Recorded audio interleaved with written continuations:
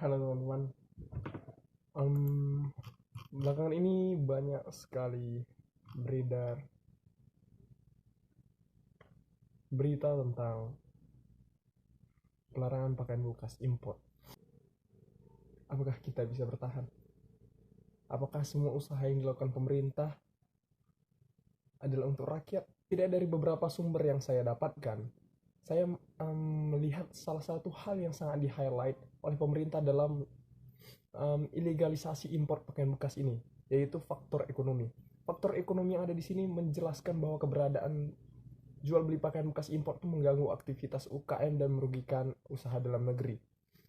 Saya mendapatkan beberapa pernyataan dari pejabat-pejabat kita, namun saya juga nggak tahu apakah website yang saya lihat ini dapat dipercaya.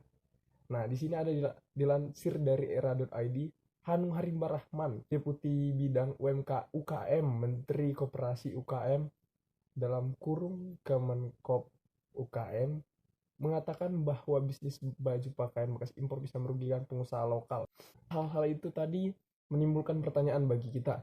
Apakah orang-orang kelas menengah ke bawah seperti saya itu bisa hidup dengan tanpa pakaian thrifting?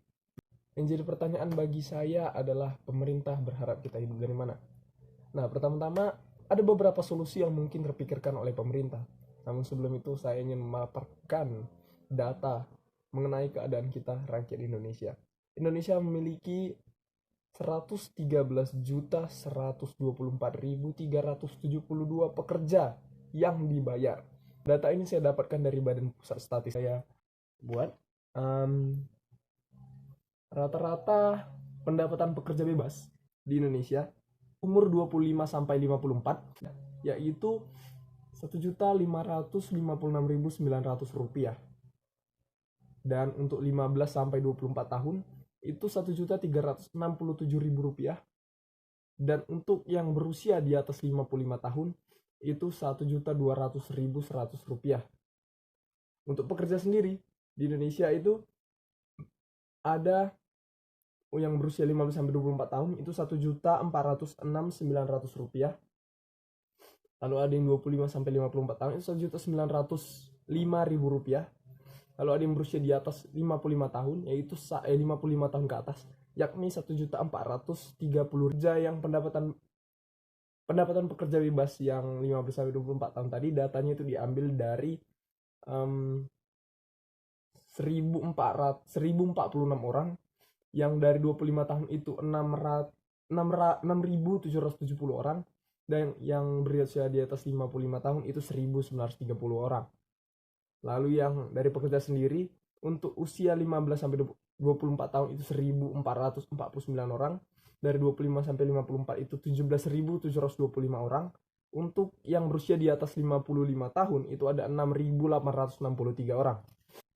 Saya mengambil juga data dari BPS atau Badan Pusat Statistik, yaitu kalau rata-rata orang Indonesia menghabiskan 35.747 dari 1.544.243 per bulan untuk pakaian. Itu kalian bisa dengar sendiri, 35.747.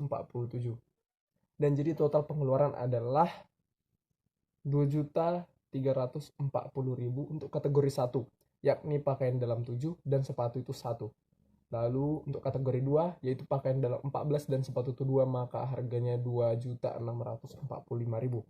Dari angka ini kita bisa lihat kalau sebenarnya rakyat Indonesia itu belum bisa memiliki pakaian yang seperti yang baru saja kita paparkan tadi.